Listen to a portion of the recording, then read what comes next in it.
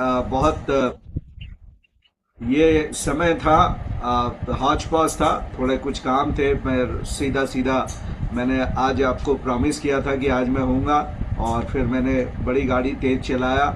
आज मेरे को भी थोड़ा थोड़ा काम था, बिल्कुल समय पे मैं आके पहुंच गया। इसके लिए भी प्रभु का मैं धन्यवाद देता हूं। और यदि आप लोगों को याद होगा तो पहले हम लोगों ने बात कर लिया है चैप्टर 4 और चैप्टर 5 में। एक मैंने चैप्टर 4 का छोड़ दिया था, वो था रैप्चर। और आज हम लोग रैप्चर के बारे में बात करेंगे। और ये केवल सीखने के लिए नहीं है, पर मेरा विश्वास है इसके बाद हमारे बीच में बैठा हुआ कोई भी व्यक्ति किसी से भी रैप्चर के बारे में डिबेट कर सकता है, चाहे वो कितना बड़ा भी ज्ञानी व्यक्ति हो।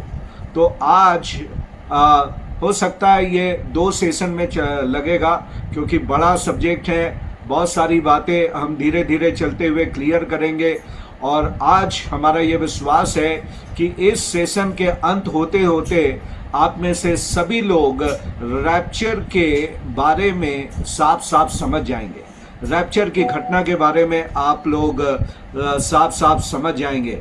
और इसके बाद आपको कंफ्यूज होने की जरूरत नहीं पड़ेगी कि रैप्चर क्या है, रैप्चर बिब्लिकल है कि नहीं है, और रैप्चर का टाइमिंग क्या है, रैप्चर का चित्र क्या है, रैप्चर के बारे में इवेंट्स, पहले कोई रैप्चर हुए हैं कि नहीं हुए हैं। आप बहुत गहरी बातों को सीखने जा रहे हैं, और मेरा विश्वास है आप इनमें से कई बातों को पहले कभी सुने भी नहीं होंगे।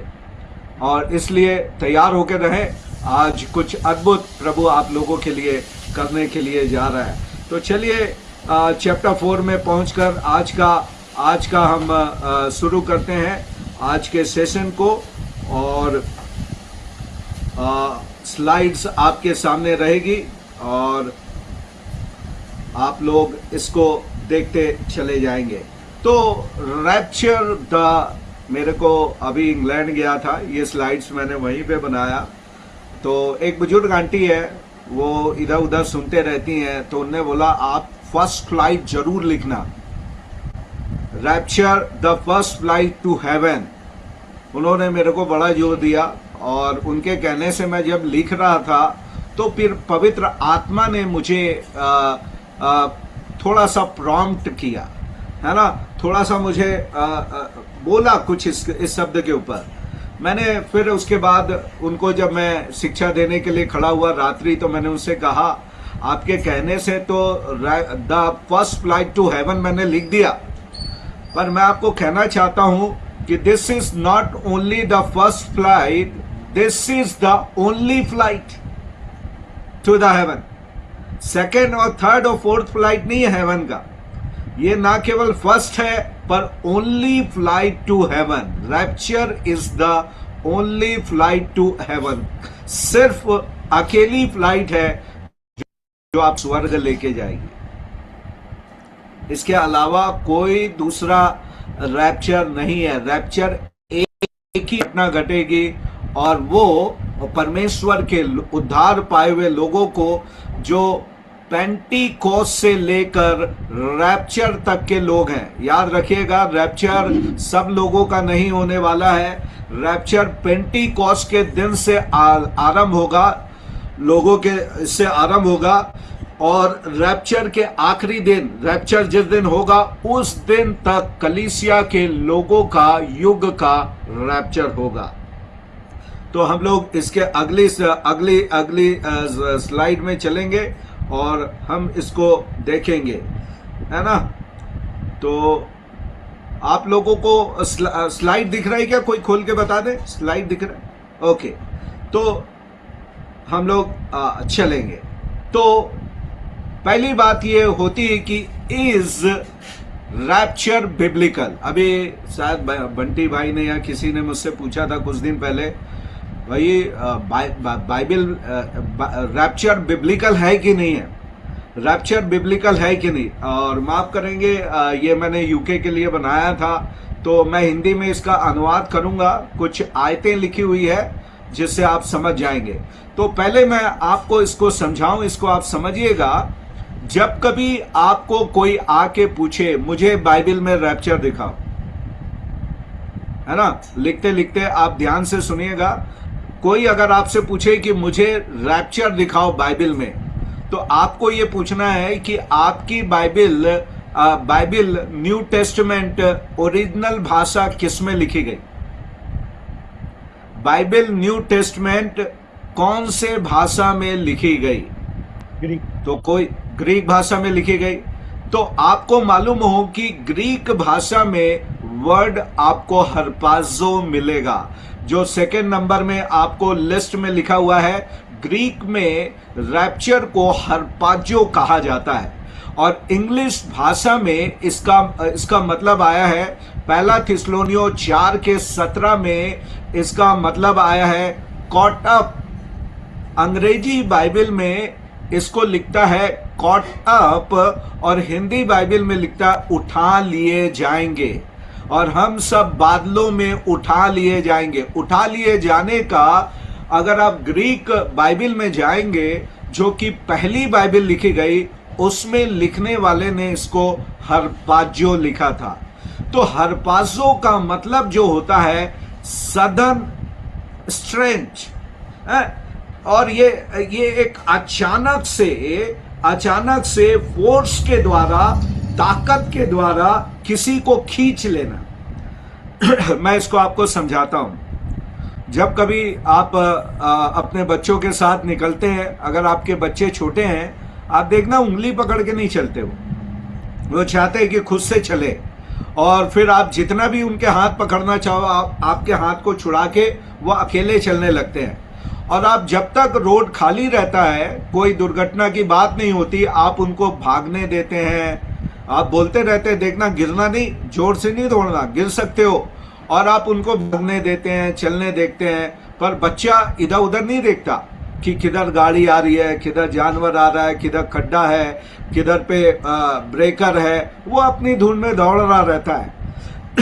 तब जब गाड़ी सामने से तेजी से आ रही होती है, उस समय क्या होता है कि आप वॉचफुल रहते हैं एज अ पेरेंट, और जैसे ही आपको लगता है कि बच्चा गाड़ी में आ सकता है, आप उसके हाथ पकड़कर खींच लेते हैं, है ना, कि वो उस गाड़ी से टकराए नहीं और वो दुर्घटना से बच जाता है।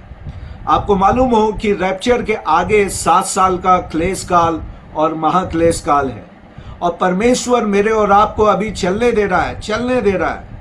अपने मसीह के साथ हम चल रहे हैं, है ना। यीशु के पीछे मैं चलने लगा, ना लौटूंगा, मैं यीशु के साथ नूर में चलूंगा। हम ऐसे गीत गाते हुए चल रहे हैं। पर जैसे ही ट्रिबुलेशन का स्टार्टिंग पॉइंट आएगा, प्रभु यीशु मसीह उसकी दुल्हन को, उसके बच्चों को एक फोर्स के साथ, हड़बड़ी के साथ खींचकर अपने साथ ऊपर उठा लेगा, कि मेरे और आपको उस दुर्घटना से चोट न लगे जो अभी आने वाले दुनिया के लोगों के ऊपर आने वाली है। और इसका मतलब होता है सीज, ये एक तरीके से समाप्ति, स्नैच या उठा लिए जाना, खींच लिया जाना, ये होता है। और यदि आप इनको देखोगे हर्पाजो को, तो ये जितनी भी आयतें यहां पर लिखी हुई है, चलिए 1-2 आयतों को हम लोग पढ़ लेंगे। पहला थिस्सलुनीय 4:17 मैंने आपको बताया। अगर किसी ने बाइबल खोल लिया हो तो उसको जरूर पढ़ लें। और उसके बाद दूसरा कुरिन्थियों उसका 12:2 मैं आपके लिए पढ़ दूंगा। 2 और 4 मैं आपके लिए पढ़ता हूं। दूसरा कुरिन्थियों 12 अध्याय उसकी दूसरी आयत में लिखता है पौलुस, मैं मसीह में एक मनुष्य को जानता हूं, 14 वर्ष हुए कि ना जाने देह सहित न जाने दे रहित परमेश्वर जानता है।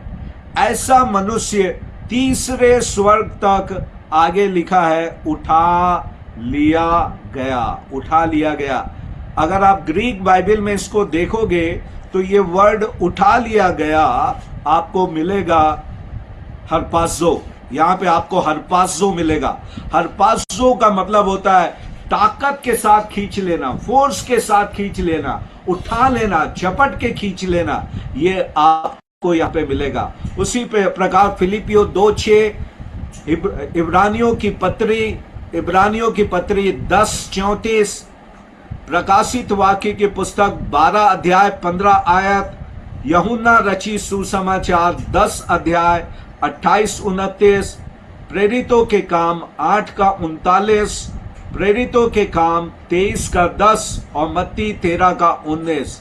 इन सारी आयतों में आप पढ़ेंगे कि उठा लिया जाना लिखा है।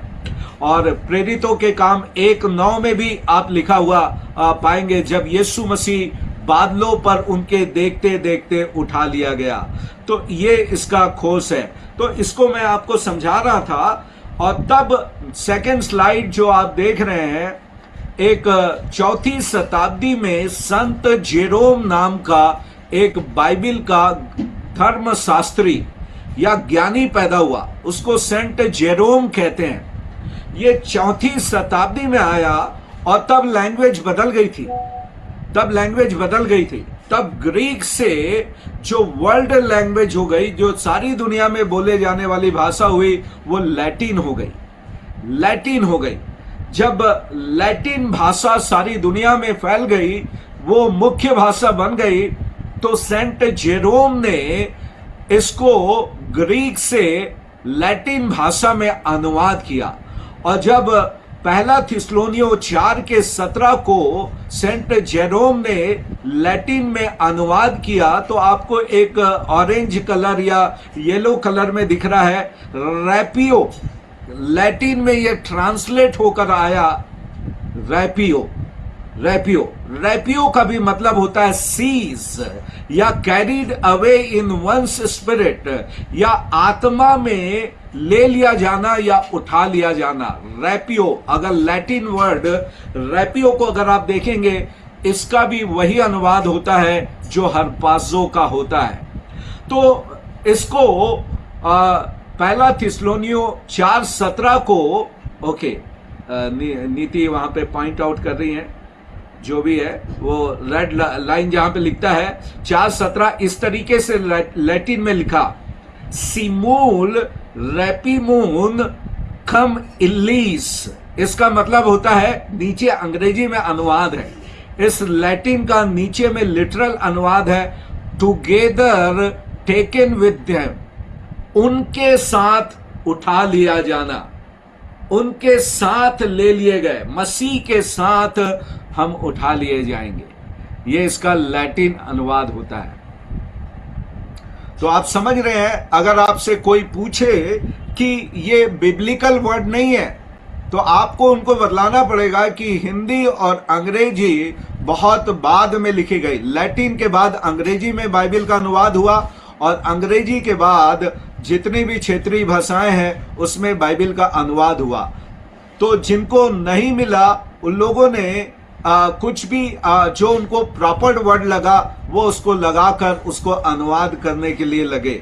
इसलिए ये जाने कि रैप्चर जो है 100% बिब्लिकल वर्ड है। आपकी बाइबल में नहीं मिलता, इसका मतलब ये नहीं कि ये नहीं था। पहली बाइबल जब लिखी गई, न्यू टेस्टमेंट, ग्रीक में ये था। जब उसका पहला अनुवाद हुआ लैटिन, सेंट जेरोम ने उसका अनुवाद किया, और उसके बाद हमारी भाषा में इसका अलग अनुवाद हो गया। उसके बाद हरपाज़ो, ये मैंने आपको पहले भी बता दिया, इन आयतों में ये दोबारा लिखा हुआ है, ये सारी आयतों में आपको हरपाज़ो वर्ड मिलेगा। ये रिपीटेशंस है, दोबारा मैंने आपके लिए यहाँ पे लिख दिया कि ये सारी आयतों में आपको वर्ड हरपाज़ो लिखा हुआ मिलेगा। इस तरीके से एक व्यक्ति को आप बता सकते हो कि रैप्चर 100% बिब्लिकल है। उसके बाद मैं आपको बाइबिल में 7 रैप्चर के बारे में बताऊंगा जो लिटरली रैप्चर हुए। Rapture is not the new concept. अब इस बात को जानिए कि ये कोई नई धारणा नहीं है, इसको पहले भी देखा गया है। अगर आप पहले व्यक्ति को रैप्चर में देखेंगे तो आप पाएंगे कि पहला व्यक्ति जो बादलों पे उठा लिया गया उसका नाम था हनोक। आप इसको पाएंगे उत्पत्ति की पुस्तक 5 अध्याय उसकी 24 आयत। मैं आपके लिए इसको पढ़ूंगा।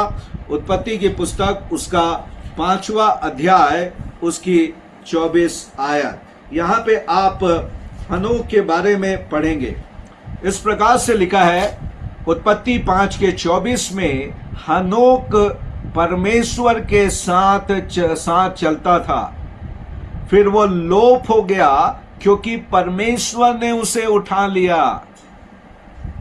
देखिएगा, उत्पत्ति के पुस्तक में आपको रैप्चर मिलेगा, उत्पत्ति के पुस्तक में। और यही बात को इब्रानियों का लिखने वाला उसके 11वें अध्याय उसकी 5वीं आयत में भी कहता है। न्यू टेस्टमेंट उसको कोट करते हुए कहता है कि हनोक परमेश्वर के साथ चलते चलते बादलों पे उठा लिया गया। उसके बाद यदि आप दूसरा राजा में आएंगे तो आप इस बात को पाएंगे एलिया के बारे में। एलिया नबी, वहां पर हम देखते हैं कि दूसरा राजा उसके दूसरे अध्याय में वो बादलों पे उठा लिया गया। मैं आपके लिए पढ़ूंगा दूसरा राजा उसका दूसरा अध्याय उसकी 5 और 11 आयत। 5 में ऐसा लिखा है, दूसरा राजा दूसरा अध्याय उसकी 5वीं आयत। और यरीहो वासी भविष्यवक्ताओं के चेले एलीशा के पास आकर कहने लगे, क्या तुझे मालूम है आज यहोवा तेरे स्वामी को तेरे ऊपर से उठा लेने पर है। ये वर्ड जो उठा लेने हैं आप चेक कर सकते हैं, ये रैप्चर को दिखाता है।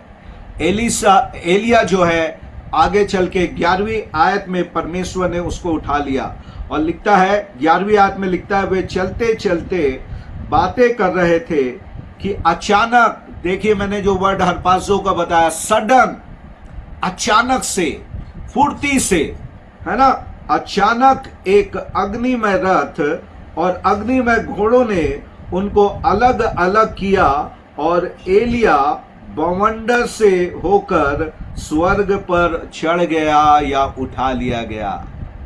एलिया रैप्चर हो गया। उसके बाद अभी हम लोगों ने पढ़ा पौलुस के बारे में, दूसरा कुरिन्थियों 12 का 2। पौलुस स्वयं करता है, एक व्यक्ति को मैं जानता हूं, चाहे देह के साथ है या देह के बिना है, वो तीसरे स्वर्ग में उठा लिया गया। उसके बाद अगर आप फिलिप के पास आएंगे प्रेरितों के काम 8 के 39 में, तो आपको मालूम होगा जब खोजा से बात करने के बाद परमेश्वर ने उसको उठाकर वापस उसी स्थान पे ले आया जहां से वो उसको लेकर गया था। परमेश्वर की आत्मा फिलिपुस को उठाकर खोजे के रथ के पास ले गई और जब काम खत्म हुआ तो वो उसे उठाकर वापस उसके सेवा के क्षेत्र में पहुंचा दिया।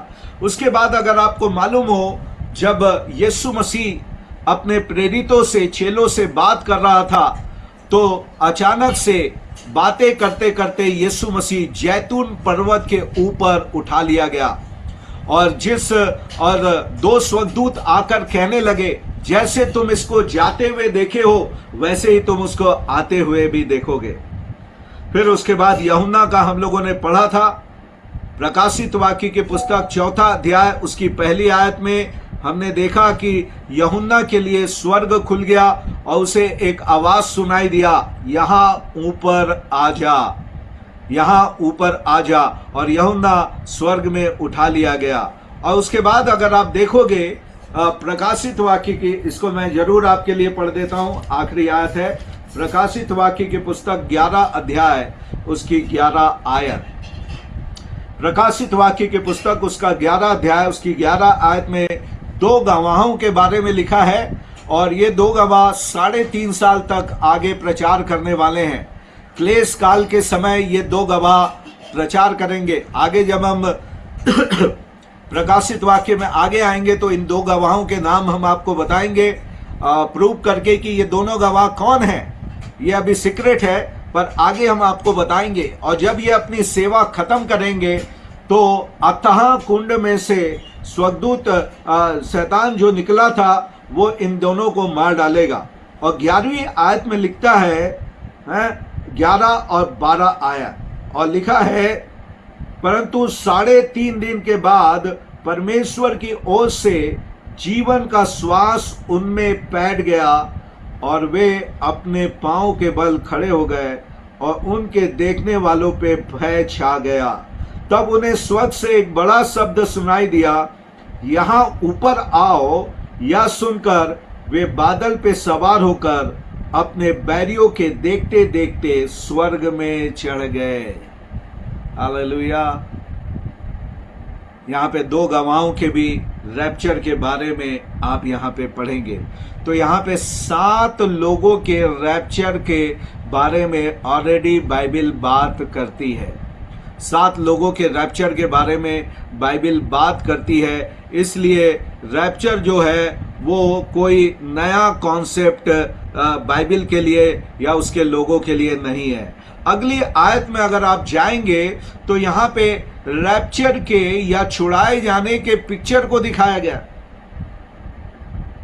आप उन लोगों को समझा सकते हैं जो रैप्चर के ऊपर विश्वास नहीं करते। पहले तो 7 लोगों का एग्जाम्पल मैंने आपको बताया। अब यानी 7 चित्र मैं आपको बाइबल में बतला रहा हूं। विपत्ति के पहले, सताव के पहले ये वहां से उठा लिए गए। इसकी पूरी घटना को हम लोग पढ़ेंगे नहीं, पर आप इसको जाकर पढ़िएगा। आपको कहानी मालूम है, जिसकी नहीं होगी तो मैं उसको पढ़ के समझाऊंगा, पर जिसकी कहानी घटना आपको मालूम है मैं उसके बारे में आपके सीधे बात करूंगा, है ना।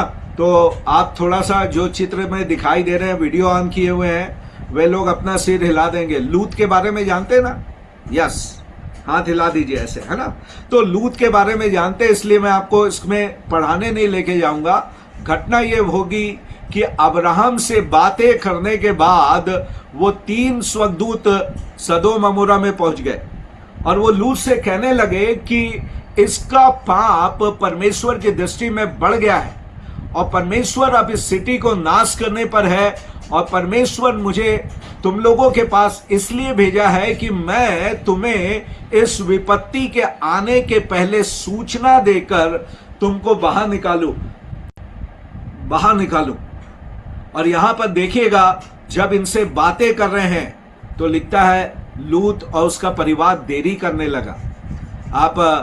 मैं जब तक बोल रहा हूं आप अपनी बाइबल खोल के 15 और 16 आयत को पढ़ भी सकते हैं, देख सकते हैं, और आप पाएंगे कि क्या हुआ। और जब स्वर्गदूतों ने देखा कि लूत निकलने में देरी कर रहा है तो उसके हाथ पकड़कर उसको खींचा और उसको झटपट, लिखा वहां पे झटपट या तुरंत बाहर निकलने के लिए उसको फोर्स किया।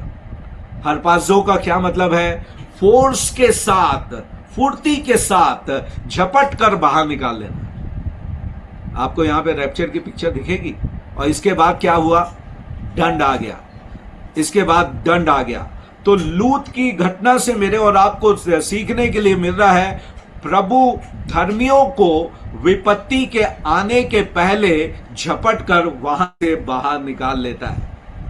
नंबर 2, नूह के बारे में आप सब लोग जानते हैं घटना।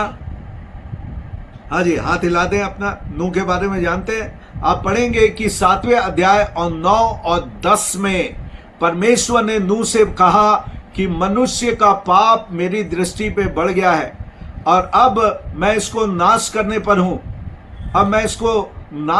पर हूं। इसलिए तू एक जहाज बना और उस जहाज में तू सवार हो जा अपने परिवार के साथ। और तब नूह ने परमेश्वर के कहने के अनुसार जहाज बनाया और वो लोगों को साथ साथ प्रचार भी करता रहा, पर लोग उसका मजाक उड़ाने लगे, उसकी हंसी ठट्ठा करने लगे। और आप यही बात को दूसरा पत्रस 3:3 में भी पाएंगे। वहां पे भी लोग कहेंगे मजाक उड़ाते हुए कि उसके आने की प्रतिज्ञा कहां गई, उसके आने का उसका चिन्ह कहां गया। सृष्टि आरंभ से वैसे ही है जैसे पहले थी, और वे उसके ऊपर मजाक बनाएंगे, विश्वास नहीं करेंगे। पर लिखता है जब नूह और उसका परिवार वहां पे जहाज पे चढ़ गया तो लिखता है जहाज के दरवाजे को परमेश्वर ने बंद कर दिया और उसके बाद वहां पर विपत्ति आने लगी। पानी जल प्रलय आने लगा। इस प्रकार सेकंड घटना में भी हम देखते हैं परमेश्वर नूह को जल प्रलय के पहले वहां से उठा लिया।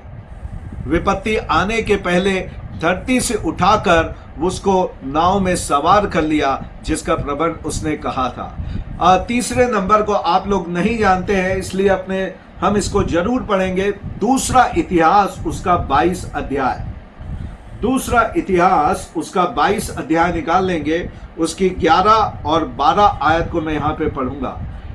यहां पे एक राजा है, ये एक छोटा सा बच्चा था जब इनके ऊपर आक्रमण हुआ, है ना।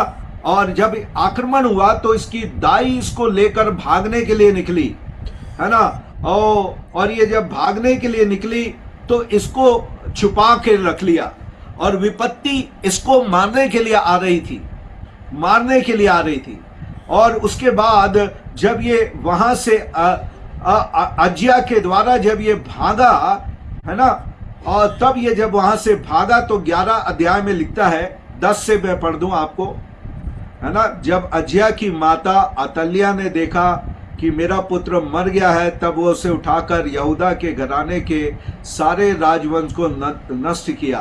परंतु यहोशावत जो राजा की बेटी थी, उसने अज्जिया के पुत्र योआस को घात होने वाले राजकुमारों के बीच से चुराकर धाई समेत बिछौने रखने की कोठरी में छिपा दिया।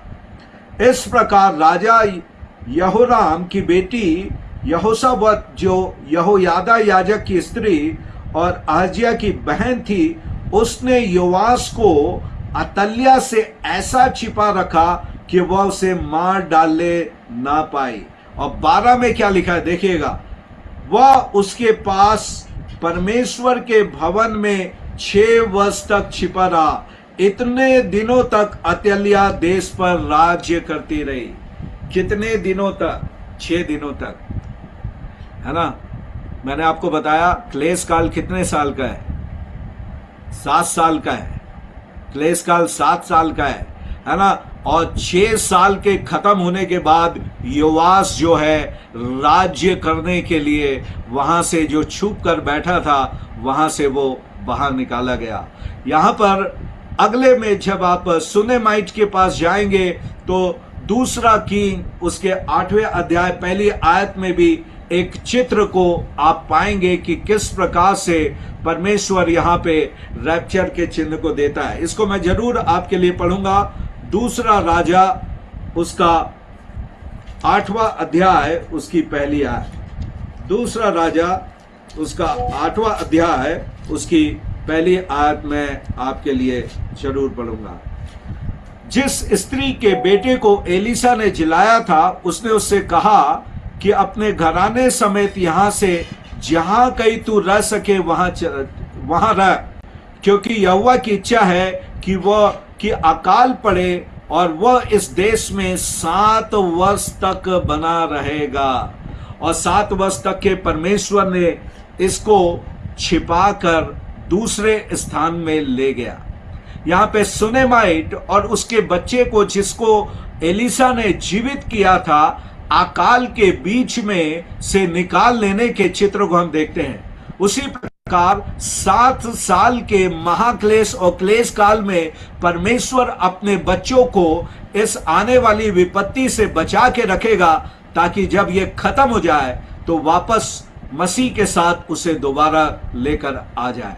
उसके बाद प्रकाशित वाक्य की पुस्तक 12 अध्याय वहां पे 5 आयत में एक पुत्र के बारे में दिया है कि एक स्त्री ने पुत्र जना और लाल अजगर उस पुत्र को मारने के लिए बढ़ा। पर लिखता है उस अजगर के देखते देखते वो जो पुत्र है बादलों पे उठा लिया गया। ये भी एक रैप्चर का चित्र है जिसके द्वारा आप लोगों को बता सकते हैं। और आखिरी आयत को हम लोग जरूर पढ़ेंगे, यशायाह नबी की पुस्तक उसका 26 अध्याय उसकी 19 से 21 आयत तक। यशायाह नबी की पुस्तक उसका 26वां अध्याय 19 से 21 आयत तक। यहां पे इस प्रकार से लिखता है, देखिएगा इसकी भविष्यवाणी यहां पे हुई है, तेरे मरे हुए लोग जीवित होंगे, मुर्दे उठ खड़े होंगे। हे मिट्टी में बसने वाले, जाग कर जय जयकार करो, क्योंकि तेरी ओस ज्योति से उत्पन्न होती है और पृथ्वी मुर्दों को लौटा देगी।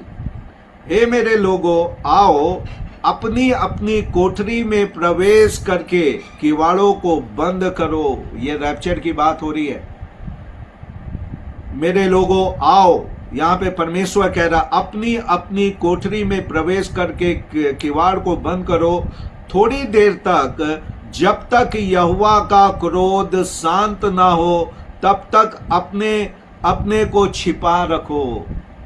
हालेलुया। मैं और आप बादलों पे छिपा लेंगे। कि किस पे आने वाला है? 21 आयत को देखिएगा, 21। क्योंकि देखो, यहोवा पृथ्वी के निवासियों को अधर्म का दंड देने के लिए अपने स्थान से चला आता है। ये 7 साल के महाक्लेश की बात कर रहा है। उसके पहले उसके बच्चों को लिख रहा है, आओ अपनी अपनी कोठरी में छुप जाओ, जब तक यहोवा का 7 साल का क्रोध शांत ना हो जाए, अपने आप को छिपा लो। और लिखता है, खून प्रकट करेगी और घात किए हुए को और अधिक छिपा नहीं रखेगी। हालेलुया। तो यहाँ पे आप देखिए कि विपत्ति के पहले परमेश्वर अपने लोगों को बचा लेता है। मैंने आपको बताया था what is the meaning of number 7। Number 7 का मतलब है सिद्ध और परफेक्ट, कंप्लीट और परफेक्ट, है ना, कंप्लीट। तो यहां पे 7 पिक्चर कंप्लीशन को दिखा रहे हैं और मेरे और आपको संदेश देने हैं कि परमेश्वर अपने लोगों को आने वाली विपत्तियों से बचाता है। ये 7 घटनाएं मेरे और आपको बतला रही है कि परमेश्वर विपत्ति के आने के पहले ही अपने लोगों को बचा लेता है। इतनी चीज बता देने के बाद भी अगर वो बंदा विश्वास नहीं करे कि रैप्चर बिब्लिकल नहीं है, तो उसको छोड़ दो। जा भाई, तू 7 साल के क्लेश में जा, बच गया तो तू, मर गया तो तू, मेरा और तेरा अब कोई है नहीं। पर मैं तुझे नहीं दिखूंगा। उसको बता देना, तू ढूंढेगा भी तो मैं नहीं मिलूंगा, मैं तो उठा लिया जाऊंगा। तेरे को रहना है तू रह, तेरे को एंटी क्राइस्ट फेस करना है तू कर, तेरे को परमेश्वर के मुहर की विपत्ति, तुरी की विपत्ति, कटोरे की विपत्ति को फेस करना है तू कर भाई। आज अभी थोड़ा सा कठिन समय आया है, अभी हमारे लिए जीना कठिन है, आगे कितना कठिन होगा अभी आप देखते जाइए। अभी बड़ी उठापटक होने वाली है। अभी मैं जहां था वहां पे डिजिटल आईडी बन गया है।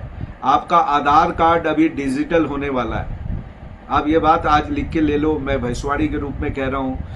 इस आने वाले साल के आरंभ में आपका आधार कार्ड कागज का खत्म होकर उसको डिजिटलाइज करेगा।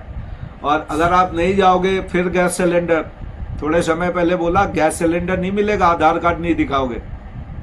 सारे लोग लाइन लगा के कर ली, अभी अपन बचे हुए, अपन नहीं कर रहा है। अभी जरा सा चाबी घुमाते हैं सरकार, हम बिल्कुल खड़े हो जाते हैं। आप सोचिए, ये तो अभी कुछ भी नहीं है जो आने वाला है, आप समझिएगा। तो डिजिटल आईडी आपकी आने वाली है। यूके में ये मैंडेटरी हो गई है, अभी लागू करने वाले हैं, और कंपलसरी है। मैंडेटरी का मतलब है करना ही करना है, उसके बिना आपको नौकरी नहीं कर सकते आप। और ये जब आ गया, आपकी प्राइवेसी खत्म।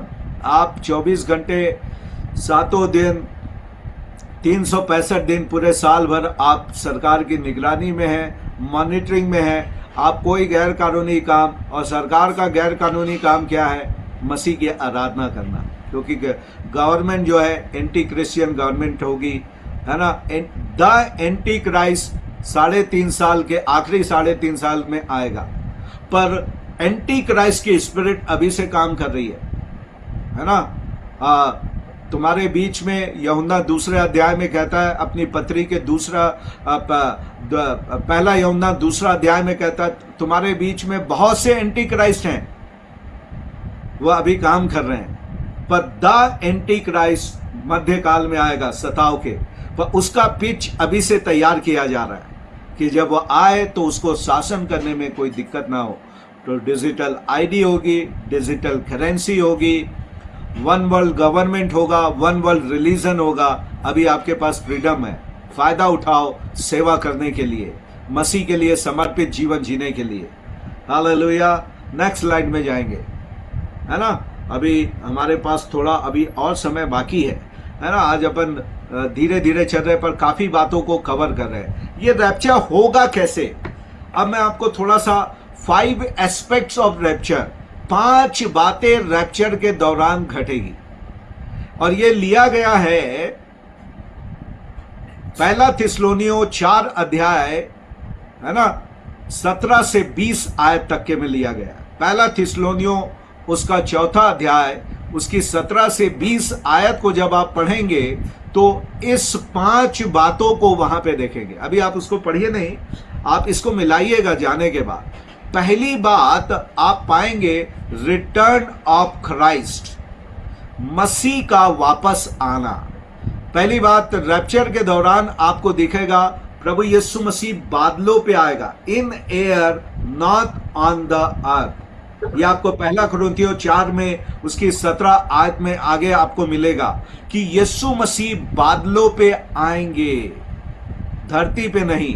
19वें अध्याय में वो जैतून पहाड़ पे आ रहे हैं। प्रकाशित वाक्य 19 में वो जैतून पहाड़ पे आ रहे हैं, वो सेकंड कमिंग है। पर रैप्चर के समय वो बादलों में आएंगे। नंबर 2 जो रैप्चर के समय बात होगी, पुनरुत्थान। जो हिंदी में लिख रहे हैं वो पुनरुत्थान लिख लें, और अंग्रेजी में इसको रेजरेक्शन कहा जाता है। और ये बाइबल बतलाती है कि जब प्रभु यीशु मसीह बादलों में आएंगे और तुरही फूकी जाएगी, तो लिखता है मसीह में जो मरे हुए लोग हैं वो जी उठेंगे। Those who are dead in Christ, they will rise again. That is the blessed hope. आपको मृत्यु से डरने की जरूरत नहीं है।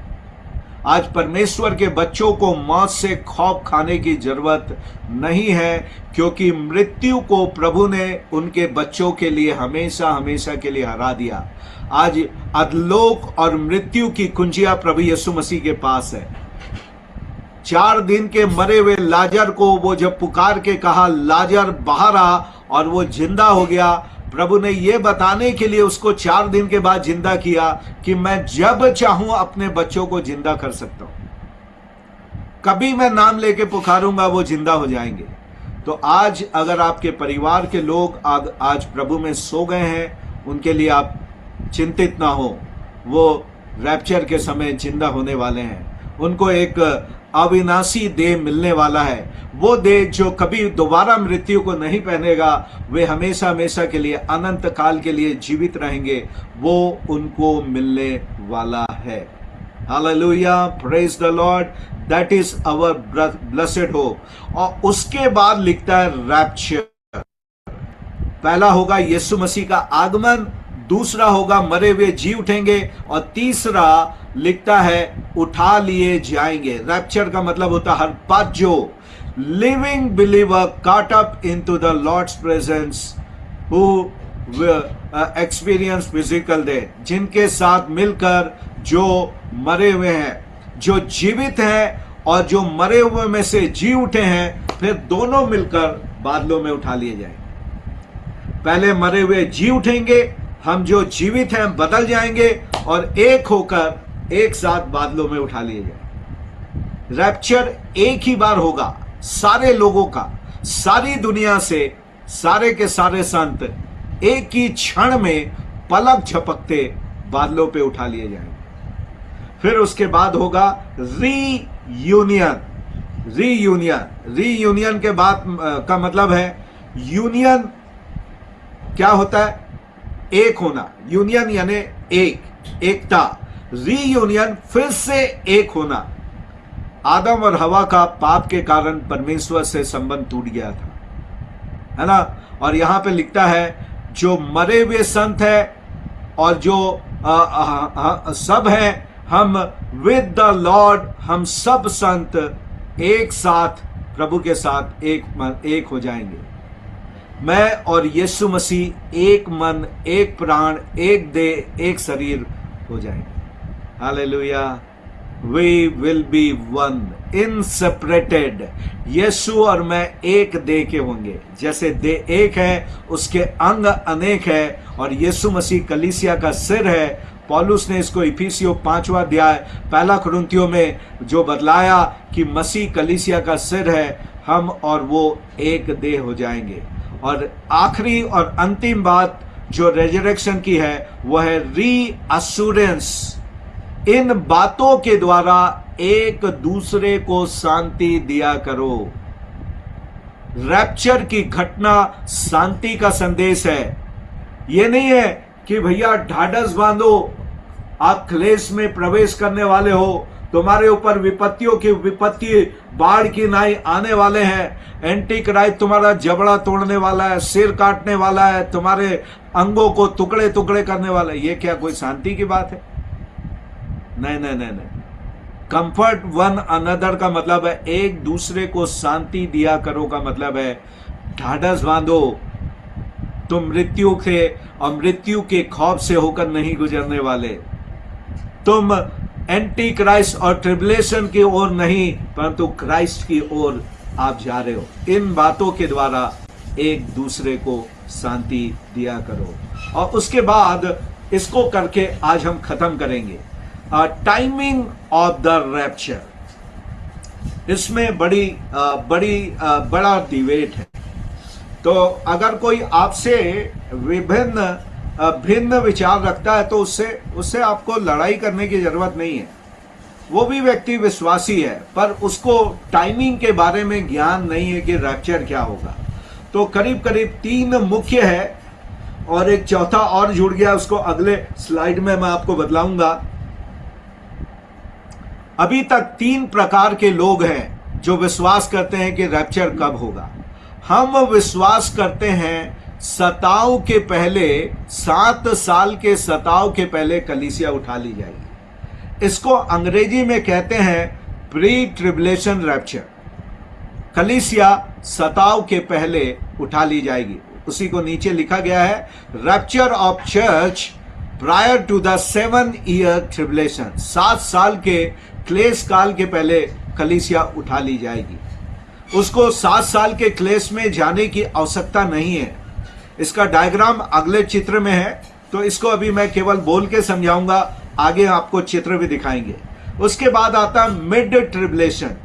तो ये सारे क्लेश काल के ऊपर ही घूम रहे हैं। पहला बोल रहा है सताव के पहले उठा ली जाएगी। दूसरे लोग विश्वास करते हैं कि कलीसिया को आधे अर्थात 3.5 साल तक के क्लेश में से होकर जाना पड़ेगा। पहले हाफ में कलीसिया सताव में से होकर गुजरेगी और उसके बाद वो उठा ली जाएगी। और उसके बाद कलीसिया महाक्लेश, उनका कहना है कि पहला जो है वो क्लेश काल है 3.5 साल, और आखिरी 3.5 साल महाक्लेश काल है। तो महाक्लेश काल के पहले कलीसिया उठा ली जाएगी। और एक जो सबसे हमारी जैसे प्री ट्रिप के जैसे जिसमें सबसे ज्यादा लोग हैं वह है पोस्ट ट्रिप। मैं आपको बता दूं, ये पोस्ट ट्रिप वाले में बहुत बड़े बड़े लोग हैं, बहुत बड़े बड़े लोग हैं। एक साधु को आप लोग देखते होंगे, एंजल टीवी वाला, है ना, साधु सेल्वराज। अभी एक्सपोज हो गया कुछ दिन पहले। वो बार बार बोलता है मैं प्री ट्रिप वाला था, अचानक से एक दिन यीशु मसीह आए और मुझसे कहे तेरी थ्योरी गलत है। और तब उन्होंने मेरे को रैप्चर की थ्योरी बताया और बोला कलीसिया सताव से होके जाएगी। और कैसे एक्सपोज हुए, उन्हीं के वीडियो में ऑनलाइन था। उन्होंने बोला कि पोप फ्रांसिस आखिरी पोप है और वही प्रकाशित वाक्य 13 अध्याय का 2nd बिस्ट है, दूसरा पशु है जिसके मेमना, जिसके भेड़िए के समान, जिसके 2 सिंग है। ये 13 अध्याय का 2nd पशु पोप फ्रांसिस है। और पोप फ्रांसिस मर गया, ये एक्सपोज हो गया। और ये भी कहा था कि ये मेरे को यीशु मसीह ने सिखाया। तो जिस बंदे को यीशु मसीह ने सिखाया वो गलत कैसे हो सकता है?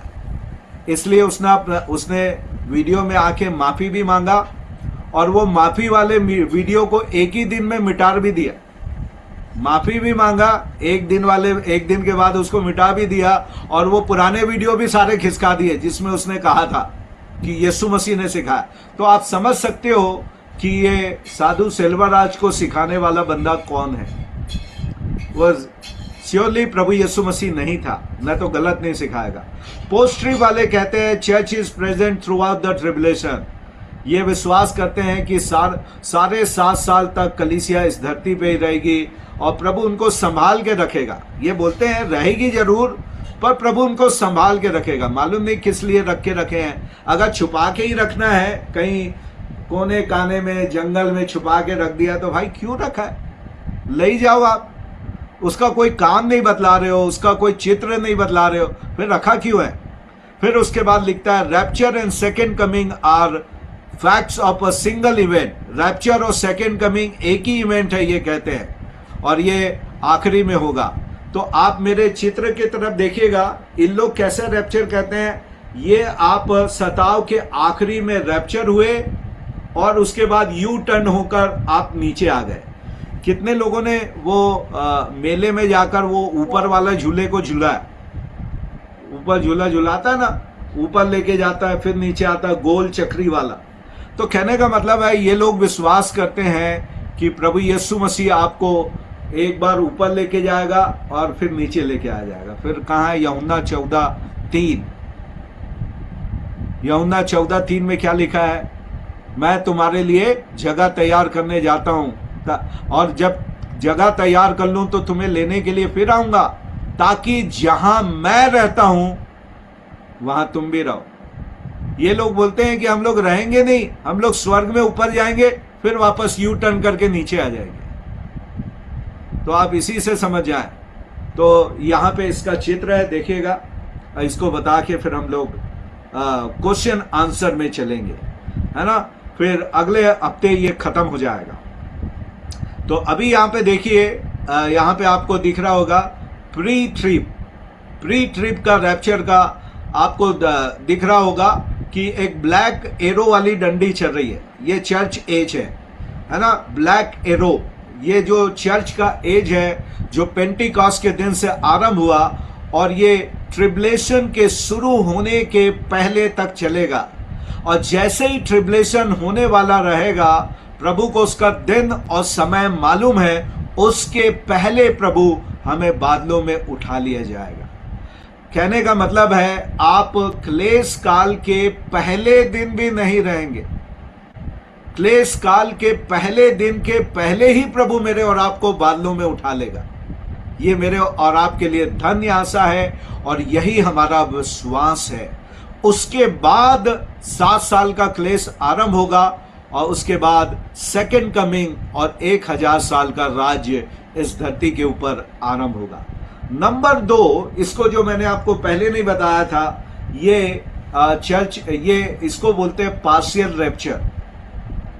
पार्शियल रैप्चर, ये लोग क्या कहते हैं, ये लोग कहते हैं कि पार्शियल रैप्चर उन लोगों का होगा जो उद्धार भी पाए हैं, ध्यान से सुनिएगा, और जो पवित्र और जयवंत जीवन जी रहे हैं। जो उद्धार पाए हैं प्लस पवित्र और जयवंत जीवन जी रहे हैं, वो पहले स्वर्ग में जाएंगे, वो पहले स्वर्ग में जाएंगे।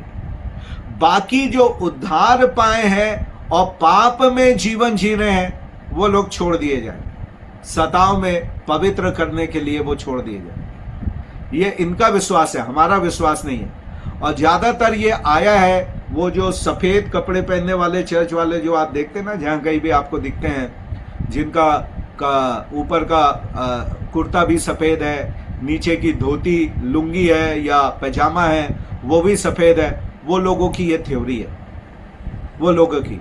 और जो कार्नल क्रिश्चियन है, शारीरिक मसीह है, वो 7 साल के महाक्लेश में से होकर जाएंगे, फिर 7 साल के बाद जी उठेंगे, फिर उसके बाद फिर वो नीचे आएंगे। इनको कैसे जवाब दोगे? कहने का मतलब है चर्च प्रभु यीशु मसीह की दुल्हन है, चर्च प्रभु यीशु मसीह की दुल्हन है। ध्यान से समझिए इनको जवाब देने के लिए। और सिर कौन है? कलीसिया का सिर प्रभु यीशु मसीह है। ओके, प्रभु यीशु मसीह कलीसिया का सिर है। तो सिर के बाद की बाकी पार्ट जो है, यहां से लेकर नीचे का पांव की उंगलियों तक, ये कलीसिया है।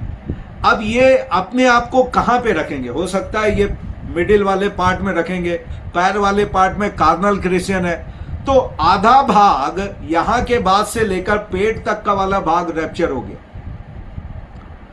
और परमेश्वर से यीशु मसीह पूछ रहे हैं स्वर्ग में, ये क्या आ रहा है, ये क्या आ रहा है? और परमेश्वर उनको बोल रहे, तेरी दुल्हन आ रही है। वो भी बोलेगा, ये कौन सी दुल्हन है, इसका सिर किधर है, हाथ किधर है, पैर किधर है? क्या कोई आधे कटे हुए शरीर से विवाह करता है? आधा कटे हुए से? बाइबल बतलाती है church is the body of Christ. अगर रैप्चर होगी तो पूरी होगी, छूटेगी भी तो पूरी छूटेगी। तो आप इसको बता सकते हैं पार्शियल रैप्चर को, भाई तुम कौन से वाले पार्ट में हो, हाथ में हो कि पैर में हो? क्या प्रभु यीशु मसीह की दुल्हन, उसका विवाह जो स्वर्ग में होने वाला है वो टुकड़ों में होने वाला है, किस में होने वाला है? आप इसको बतलाओ। आप उनसे पूछो कि विवाह टुकड़ों से होगा कि किससे होगा? आपको इसको पूछना पड़ेगा, और उसका इसका कोई जवाब उनके पास नहीं है। नंबर 3 जो है, मैंने आपको बताया था मिड ट्रिबुलेशन। जो ये ब्लैक डंडी को आप लोग देख रहे हो, ये ब्लैक डंडी अभी चर्च एज को क्रॉस करके सताव के मिड पॉइंट तक के जा रही है, सताव के मिड पॉइंट तक। और ये कह रहे हैं कि यहां तक के कलीसिया को आना पड़ेगा, पहले 3.5 साल तक के आना पड़ेगा, है ना। पर अभी हम आगे जवाब देंगे, आगे हम इसके रीजन बताएंगे कि क्यों हमको यहां तक नहीं आना है, अगले क्लास में, नेक्स्ट अगले मंगलवार के। आज हम इसको आपको यहीं तक के समझा रहे हैं। और उसके बाद यहां तक आगे का 3.5 साल यहां पे एंटी क्राइस्ट होगा, 7 परमेश्वर के प्रकोप के कटोरे उंडेले जाएंगे। उसके पहले कलीसिया बादलों पे उठा ली जाएगी, फिर सेकेंड कमिंग होगा, फिर मिलेनियम होगा। ये मिड ट्रिब वाले विश्वास करते हैं। इसमें भी हैं, थोड़े लोग हैं, पर बहुत लोग नहीं है। पर पोस्ट ट्रिब में बहुत सारे लोग हैं। पोस्ट ट्रिब वाले क्या कहते हैं, ये जो ब्लैक डंडी है, जो पहले में पीली डंडी के आरंभ तक के ही गई थी, अब ये कह रहे हैं कलीसिया जो पेंटिकॉस्ट के दिन आरंभ हुई, सारे विश्वासी ये पूरे 7 साल के क्लेश काल से होकर गुजरेंगे। पहले हाफ में भी, सेकेंड हाफ में भी ये होकर गुजरेंगे। ये एंटी क्राइस्ट से भी मुलाकात करेंगे, 666 से भी सामना करेंगे, और यहां पर पहुंचेंगे। यहां पे रैप्चर होगा, और रैप्चर के बाद ये तुरंत यू टर्न करके आते हैं। यहां से रैप्चर होके ऊपर नहीं जाते, ये बादल में जाके फिर यू टर्न करके नीचे आ जाते हैं 1000 साल के बाद। तो इनके लिए भी हम लोग जवाब देंगे अगले वाले इसमें, कि है ना, इसको अगले इसमें मैं आपको पढ़ाऊंगा। जो लास्ट ट्रम्प है, इसको मैं अगले बार में सिखाऊंगा, है ना, कि आखिरी तुरी फूकी जाएगी। और कई लोग 7वीं तुरी को आखिरी तुरी बोलते हैं, है ना, तो इसको मैं छुपा देता हूं, अगली बार इसको पढ़ेंगे। ये पूरा स्लाइड आपको मिल जाएगा। जिसको जिसको स्लाइड लगते रहता है, कुछ इंग्लिश में है, कुछ हिंदी में है, तो आप लोग अनुवाद आपको करना पड़ेगा, है ना, थोड़ी बहुत इंग्लिश आना चाहिए, है ना। तो प्रभु आपकी सहायता करे। तो ये 4 टाइमिंग दी गई है, और अभी तक जो मैंने आपको बताया, इसके प्रूफ भी दूंगा कि क्यों हम इसके ऊपर विश्वास करते हैं। प्री ट्रिप ये वाला, ये हम क्यों विश्वास करते हैं, इसके मैं आपको अनेक बाइबल से कारण बताऊंगा, ताकि आप इन तीनों को जवाब दे सके, बाकी के तीनों को आप जवाब दे सकोगे। तो मैं विश्वास करता हूं कि आज आपने रैप्चर क्या होता है सीख लिया। रैप्चर होता है जो प्रभु में सो गए हैं, पहले वो जी उठेंगे, और जो हम जीवित हैं वो बदल जाएंगे। जो सोए हुए हैं वो जी उठेंगे, और जो हम जीवित हैं हम बदल जाएंगे। और प्रभु यीशु मसीह बादलों में आएगा, और प्रधान दूत का ललकार और उसकी तुरी फूकी जाएगी, और हम एक साथ बादलों में उठा लिए जाएंगे, और प्रभु यीशु मसीह के साथ हमारा वहां पे रीयूनियन होगा। वहां से मुलाकात होगी और आगे का रास्ता हम प्रभु के अगुवाई में पिता के सिंहासन तक करेंगे, जिसको यूहन्ना ने देखा जब वो बादलों पे उठा लिया गया। उसको जब आकाश खुला, आवाज आई कि यहां आ जा, और पहला चीज उसने क्या देखा? एक सिंहासन।